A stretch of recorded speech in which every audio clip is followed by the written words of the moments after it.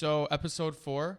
For this episode, we wanted to open it up for questions for viewers and listeners, and just kind of take questions on hockey, life, whatever it may be, and then just kind of talk through some of those things. We get a lot of questions on various things, so we think this will kind of be like a reoccurring theme called goals and assists is what we're thinking of. Goals in the sense that, what's the goal of the question? What's the goal that you're working towards? The assist, us kind of taking the question, answering it, assisting it, supporting, whatever.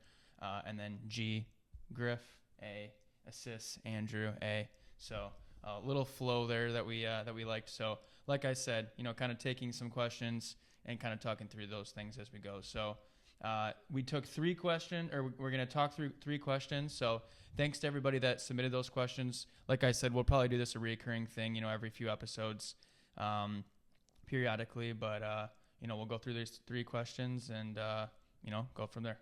So the first one that we got that we liked, it can apply to many different aspects in life, but the question is, how do I know that when I'm done with hockey? So we can talk about that with any sports. How do you know when you're done with hockey, or how do I know I'm done with a certain sport, or how do you think when it's time to move on? That's kind of the question that we got, and we really liked this question. So we thought this question was a good question because it's the same thing that it's something that a lot of people deal with. My experience of moving on from hockey, quitting hockey, all that type of thing was extremely challenging. And I had to reach out to a lot of people for advice through that whole process. And then when I was done, few years later, Griff went through, his version of that.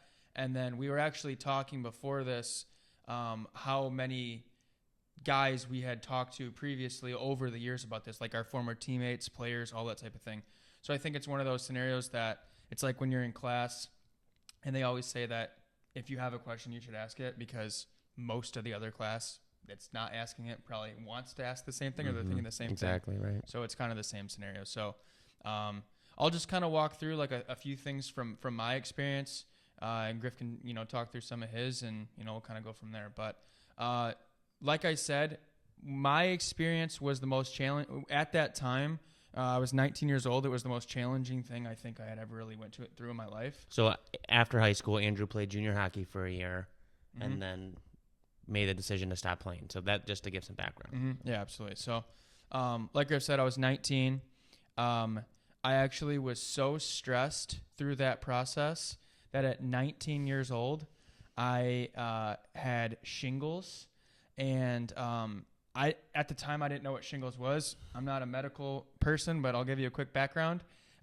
Shingles is typically in people who are much older in life. I think like 60s, 70s right. plus. Yeah.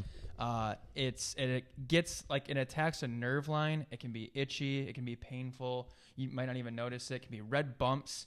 Mine was on 3 nerve lines, and it was excruciating pain. Like, I literally laid in my bed for like 4 days and just straight up cried when I moved. Well, tell them how it got brought on. So it was literally just the stress. Shingles gets brought on by many different factors, but one of them being stress, and that's what caused Andrew's. Yeah, so the stress of the uncertainty of what I was doing, because the first 19 years of my life, the primary thing I ever focused on was hockey, and now there was uncertainty because I was moving. I was being done playing. So he's having stress thinking about, wow, like what do I do next? So that's what's causing the stress to cause the shingles. So just some background. All right, go ahead. Yeah. Sorry. So the primary reason that I knew I was done, what it really comes down to is, for the first time in my life, for a consistent time period, I was not motivated at the rink, nor was I motivated to do anything hockey related when I was leaving the rink or whatever it may be. So, like you said, I played high school hockey, had a great experience, moved on to junior hockey. I had a great coach, actually an unbelievable coach, great teammates, great program I was with.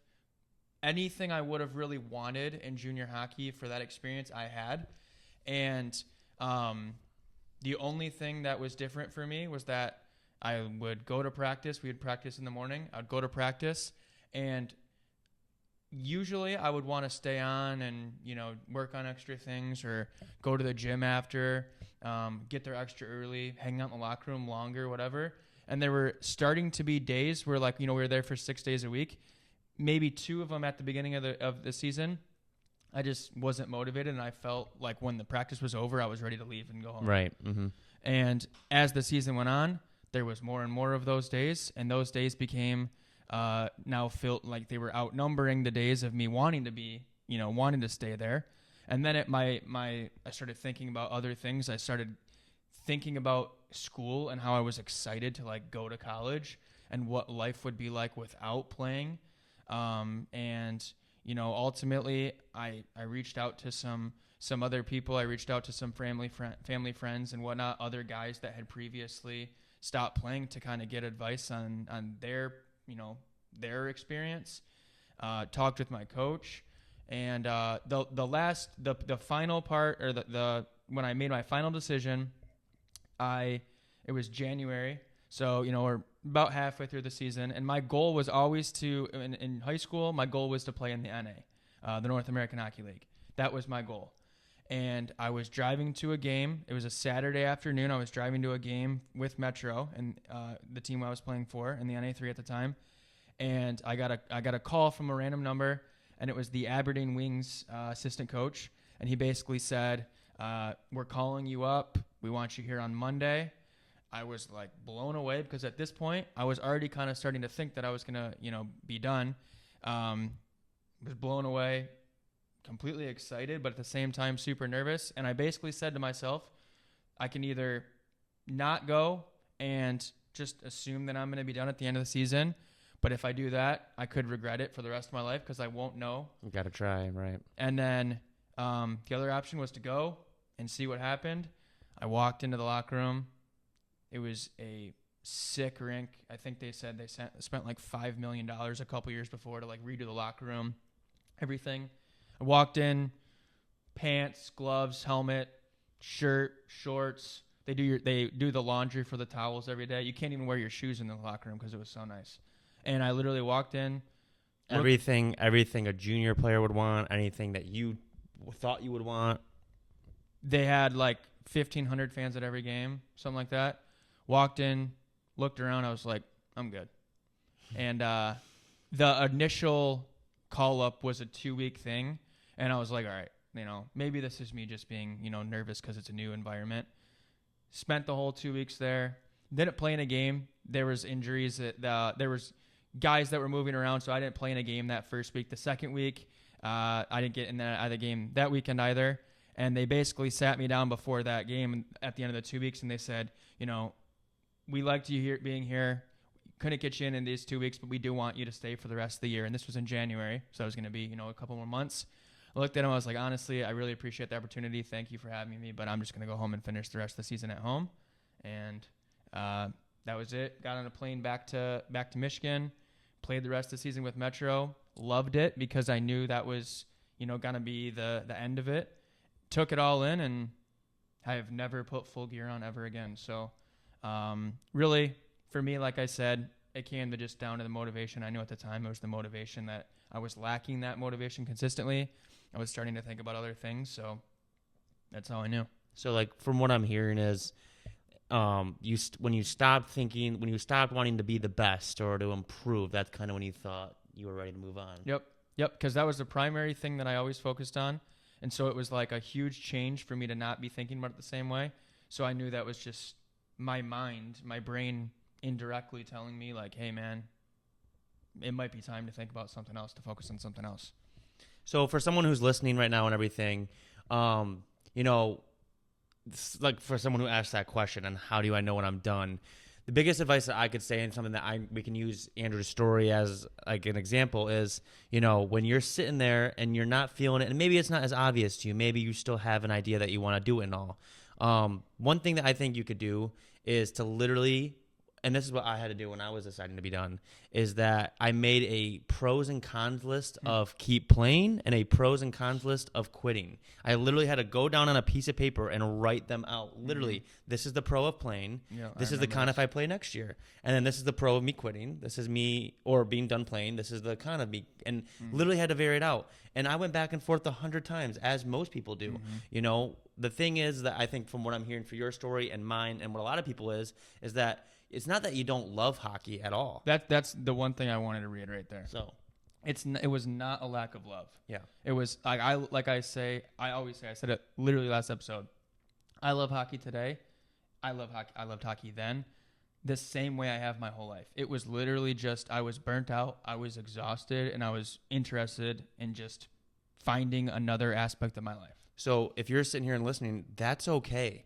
Just because you want to be done with something doesn't mean you don't love it or you didn't love it or care about it. That's okay. You could have put years, hours. You put so much into hockey. We put so much into hockey. Most people put so much into their sport, their passion. And if one day you don't want to do that anymore, that's okay. That's more than okay. So like I said, just making that pros and cons list can really actually help. It sounds silly when you talk about it, but when you actually see it out in front of you, it helps you like kind of put things into perspective and get an idea. So if you're sitting there and you're like, how do I know when I'm done? When you stop feeling that passion or that drive or that want to be the best, or you're just not loving it every time. And most sports, most things, you're not going to love every second. Yep. But when you stop loving, when you're not loving it more than the times that you do love it. When it starts becoming an actual trend consistently. Exactly. And for me, mine's a pretty much similar story. We don't even need to go into too much detail. But pretty much it was like I was not loving it every second. And I was like kind of starting to think, oh, wow, like what if I wanted to have something other than playing hockey? And I was like, and then it just kept getting bigger. I'm like, okay, maybe it's time to move on more than anything. Obviously, I got a couple signs along the way that we can get into another time. But overall, I think the biggest thing that to answer the question that was sent in is how do I know when I'm done? I think more than anything, no one can tell you when you're done except you. You have to feel it. And it's scary. It's hard. But it's okay. If you want it, and the best thing you can do is that there's not really a wrong decision you can make. If you feel like you're doing the right thing, you're doing the right thing. Obviously, it'll help if you have some love and support from the people around you.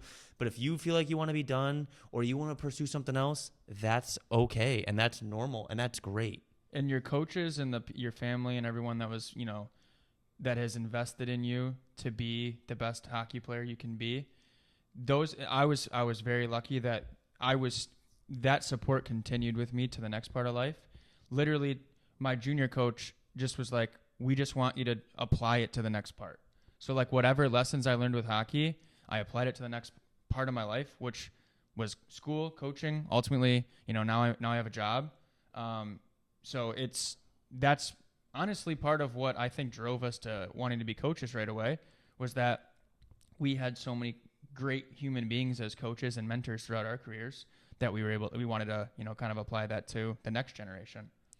And you might be sitting here, and because this was something that I had to deal with when I was making the decision to be done, is someone may be like, well, did I just waste money? Did I just waste years? Did I wait? No, it's never a waste. We're all out here learning. We're all out here experiencing it. No, there's not many athletes or anyone who's out there who could really sit back and say, man, like I regret playing those years, or like I really wish I didn't make those memories or whatever. Like the money and stuff, whether it's your parents or a supportive person that helped you along the way, they just want you to be happy. And if it made you happy in the moment, that's all that matters. And as long as you're doing what you can now and pursuing something that you're happy with, that is all that matters. So it's not a waste. So I think more than anything, I know it sounds cliche, it sounds cheesy, but when you know, like no one can, I always wish someone could tell me at the time when I was going through that decision to be done, is I wish someone could tell me, hey, you're done. No.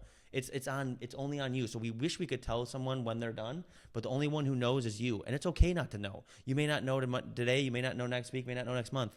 Just take it day by day. And if you're still loving it, keep going. But if you are going through that and you want us to be resources with you, we're happy to do it. Yeah. That's what we're here for. Feel free to reach out to a DM. I've had this conversation 100 times, and any kind of insight is good. But like Andrew mentioned real quick earlier, how the classmates might have the same questions as you in school. every single person who's ever played in a sport technically had to be done one day, right? So reach out to other people who you are around, and teammates or friends or people you look up to, or someone who, hey, what was this process for you, right? Yeah, it's great advice. So next question. So second question that we got that we liked was, how should I talk to my coach about getting more ice time in games? So how should I approach wanting to get more playing time in any sport? What the question is, what should I do to make this happen, or what can I do? This is an awesome question because most players want to play more. Like, it's as simple as that. Whether you're not getting power play time or penalty kill time, or you're not out there late in the game, or your third line or your fourth line, whatever it may be, it's a fragile conversation. It can be extremely, nerve-wracking to have the conversation, but it's important, to think about a few things when you're doing that. So for me, the biggest thing is the way that you're going to handle that, as far as, if you walk into your coach and you say, hey, I want to talk to you, and you just start yelling at him and say that you want more ice time and you need more ice time because you're a better player and the guy in front of you sucks and all this stuff, that's not the way to handle it. He's probably not going to respect that and appreciate that route. I think it's a matter of asking your coach for a meeting. Most coaches in today's game are going to appreciate you asking for a meeting. They're going to accept it. They're not just going to say, no, I don't talk to you. Going in and simply expressing your goal or your expectation or your desire of, I like my role, I want to improve my role. I want to play more. I want to be one of those players that's relied on more. What can I do to get there? I think ultimately asking that question can allow you guys to get on the terms of, maybe your coach simply says your conditioning is not good enough. You can't play as much as the other guy because you're too tired throughout the game. Okay. Now you find a plan of attack. You have something to work for. Yeah, you do something outside. Maybe he says that the other guy's just hot right now and you're having a cold streak. Totally reasonable. Whatever it may be, he'll give you some insight, hopefully, and you can kind of take that and go from there. Again, it's not a matter of commanding more ice. It's a matter of just expressing that you want that more ice and asking what you can do to improve your value to him in that time to get that role. And sometimes it's not going to work because sometimes he likes you where that spot. He likes where you are in that spot, or he likes other players in another spot. But at least you tried. And ultimately, every coach, if you're going to express that goal and that desire to improve as a player and help the team in a different way, they're going to make note of that. And if they're not, coming from coaches, we love when players come to us. 100%. If they're not, or if they handle it the wrong way, where they try and come in and make it about them and they're degrading their teammates, questioning in a disrespectful manner, it's ruined. Mm-hmm. But if you go in with respect and you treat it with an open mind and you just have a, adult-like conversation, it's probably going to help. Well, and you might be listen to this right now and be like, man, it's so scary though to go talk to coaches and stuff. But here's the thing. It might be scary, but if you don't do anything, nothing's going to change, mm-hmm. right? And you're going to get more mad at the coach as the time goes on. 100%. You're going to resent him and stuff. But the thing that I think is if as a player, your job is to play, right? And the coach's job is to coach. So you don't want to go be a pain. You don't want to go do this, whatever. But that's their job. Mm-hmm. If a coach isn't willing to help you or at least give you answers, they're not really a great coach. That's what coaching, the definition of coaching is mm-hmm. to help and to get better and to coach the team, right? So if you want answers, go ask. And sometimes it's scary. Sometimes it's hard to be honest and say, hey, coach, I don't like this. I don't like how I'm getting this much playing time. Can you give me some insight? Can you give me some feedback? Mm-hmm. If you're just honest and straight up and respectful, I have a hard time seeing most coaches out there not giving you a true answer. Yep, they'll appreciate that. One story for me that when I was asked this, when we got this question, just a quick story of when I was coaching a Trenton Bantam team years ago. This was a few years ago. So Bantam, 14, 15 years old. I had a player who, exactly what I said. This player, I already loved the kid, had complete respect for him. He did it the right way, and it's textbook. he said to me after practice, "Coach, can I talk to you, please?" How old was he? 14 or 15. This is just showing that any age can do this. Yep. Came to me, said, "Coach, can I talk to you?" It was right after we just finished practice. Said, "Sure." We walked right out in private, right over by, right inside another room. And he was clearly, stressed about this, whatever. He said, "I've noticed in recent games that, I'm not playing as much." And to give some context, we had 8 forwards. So anybody that knows, if you've got 8 forwards, you're probably getting a lot of ice time. And he felt he was getting skipped over a lot by some of the other players. And he didn't like chirp the other guys. He just simply said, "I feel like I'm not getting played enough or as much as I previously have. Is there a reason for that? Can I do anything to help?" Like textbook. I looked at him and I said, "You sit over on the bench when you get done, and it seems like you're really gassed." And he said, "I understand how it seems that way, but that's because I don't like standing on the bench." And all that was, he simply just doesn't like to stand because he is tired, but he wasn't tired to the point where he couldn't play. He just likes to sit more than stand. I like to sit on the bench as well. Some guys like to stand. And what was happening, simple mistake. Just a miscommunication, misunderstanding. I was misreading his body language, misunderstanding completely. He would sit, other guys would stand, and I would look past him and say, "Okay, he's going to go, but he's not going to go this shift. He's going to go to the next one." And then I would still play him, in front of the other guys sometimes, even when he was sitting. But I was just misreading his body language as being too gassed to go, and I wouldn't put him out. And we talked about it. We were on good terms. I thanked him for talking to me. He thanked me for the conversation as well, and we were good. And moving forward, everything was better probably. And I knew that when he was sitting, there's obviously a difference of, if Right. you're hovered over and you're, completely like begging for air, that's different. Right. Yeah, but that wasn't the case. Yeah. He was just normally sitting casually like every other player. Mm-hmm. So that helped everything. And if he didn't go to Andrew there and ask that, he would have went all season like, "Man, I got so much left in the tank." Andrew would have no idea because coaches don't know everything. You got to remember that. We do not know everything. On a roster of 20 skaters and 4 coaches, 3 coaches, whatever, there are 20. Let's just say there's a roster of 24 people. There are 24 different views, 24 different minds, 24 different opinions.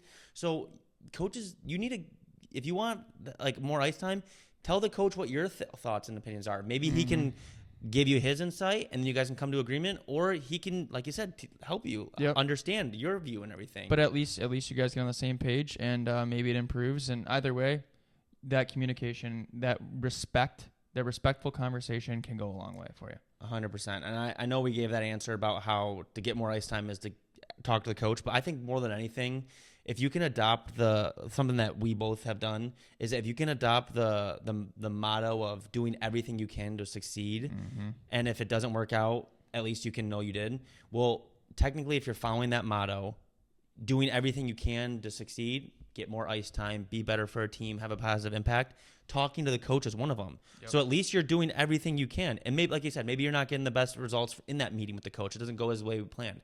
But at least you were doing everything you could to make it work. 100%. So I think that if you want more ice time and everything, keep working hard, talk to your coach, communication's so important, right? If coaches didn't talk to players and players, it wouldn't work. So players need to talk to coaches just as much. So again, it's all about respect and handling it professionally. Keep working hard. It doesn't matter how old you are, but just going and talking to your coach, even just asking for a meeting, like Andrew said, just shows them that you care. And automatically the coach is going to be like, all right, what can we do? Let's work to improve, right? Coaches love that. I loved when I had guys come and say, "Hey, what can I do here? What do I need to improve on?" Yep. All right. So third question here. This one's a little lighter. I think this is a great topic for both of us, but especially with Griff because he has some really good experiences with this. So this is just dealing with superstitions. So I think the question was, can superstitions help or hurt a player? Everyone knows that hockey players are very routine-oriented, typically, and superstitious. Whether it's getting their left pads on before their right, whatever it may be. Sometimes it's routine, sometimes it's superstition, however you want to think about it.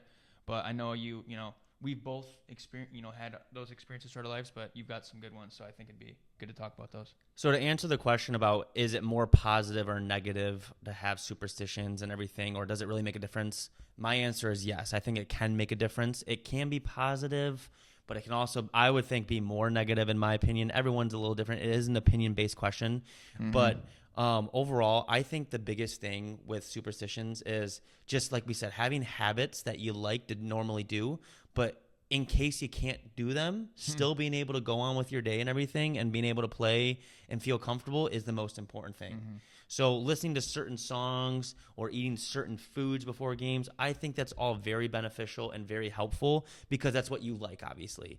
But because there are circumstances, right? You're in you're at an away game or you normally play at night and you're playing in the morning. Yeah, that state championship. There we go. We have a quick story about that. But or like your phone dies, you can't listen to music, or you forget something. There's so many variables in day-to-day lives in general that it's really hard to always follow superstitions. So I always advise players, be careful with superstitions.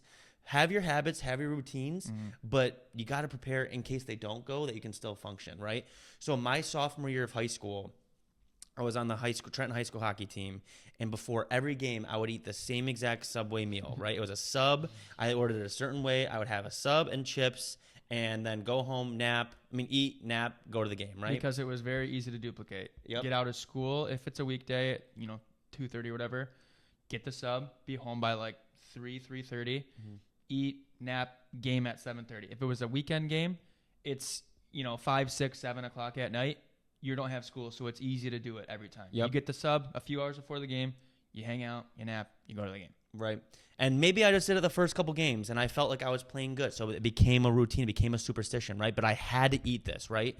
And it got to the point where I had to eat it or else I played bad. Like there was a couple games late in the regular season where I didn't have it, and I felt like I was playing bad. And I'm like, oh gosh, like it's because I didn't eat the sub. Like, no, it has nothing to do with that.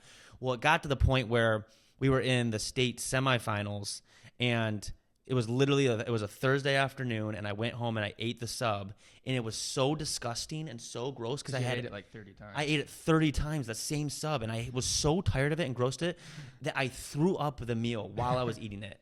But I threw it up, I came back, and it's really gross. I had to keep eating it, and I just kept choking it down. It was disgusting, but I had to keep eating it. You ate the rest of the sub. I ate the rest. Yeah, I didn't eat the throw up. Oh, gosh. Thanks for clearing that up. Okay, yeah. Right. So I ate the sub, threw up it, came back and ate the rest of the sub because I had to. It was a superstition. Because I knew that if I didn't do that, I wouldn't be able to, I would struggle. So then 2 days later, the state championship was actually at 10 in the morning. So I still had, I was supposed to eat that sub, obviously, but I'm not going to eat a sub at 6:30 in the morning before we leave the rink. So I didn't eat the sub, and then the first shift, early in the game, the opponent went down and scored, and my first thought on the bench was, I didn't eat my sub, we're going to lose the state championship. When in reality, how silly does that actually sound? We won for the record. Yeah, we did end up winning. So that just proves superstitions don't matter. So throughout my high school career, my high school hockey career, I did have lots of superstitions. And I would just be stressed. I would be anxious before games. I'm like, I got to follow it the exact way. I would do this thing in warm-ups where I would flip a puck up and hit my head and do weird things, right? And if I didn't do it, I would be anxious and stressed. Thrown off. And I feel like I didn't play as good. So then by the time I got to juniors, I had to reassess and be like, okay, I can't keep doing this. So I had one superstition in junior hockey, and that was no superstitions. I almost made it different. I almost went out of my way to go in a different routine, do different things because I didn't want it to happen. So that was a long story about myself. But the biggest thing I can say is be careful with superstitions in the sense that if it would make you uncomfortable or if it knocks you out of your routine or feeling like you can't play. Superstitions, and I think the better way to do it is have habits or ways routines you but still being able to function without it. Yep. Right?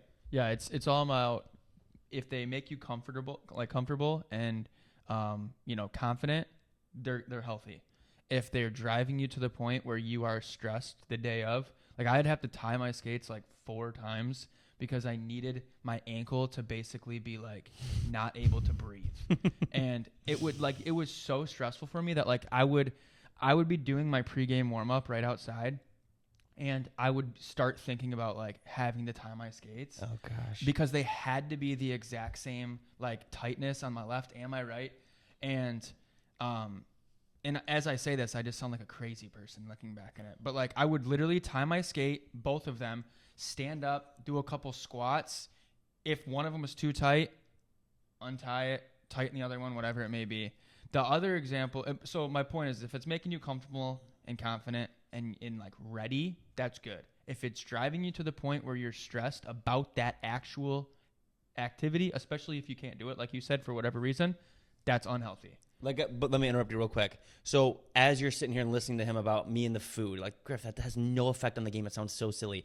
Andrew, like the skates thing don't need to be perfect. Yeah. The way that you're sitting there and listening to us, when you get to that point when it's driving, your superstitions are driving you crazy, take a step back and look at it from someone else's point of view. And it's like, hey, player A, like, you don't need to do the exact song the exact second. Like, you're okay. Like, when I was the last thing for this that I was just thinking, it made me think of it while we were talking, was when we went to Toronto with Grosse-Ile, your team. Mm-hmm. You were what, Squirt? Oh yeah. Yeah, I think you were like 10 Squirt, years old, like 9-10 years old. You're in a tournament in Toronto, and I wasn't even playing. Obviously. I was my team. Yeah, it was Griff's team. I was a fan, and they had a Laffy Taffies at the vending machine or at the concession stand, and a blue Gatorade.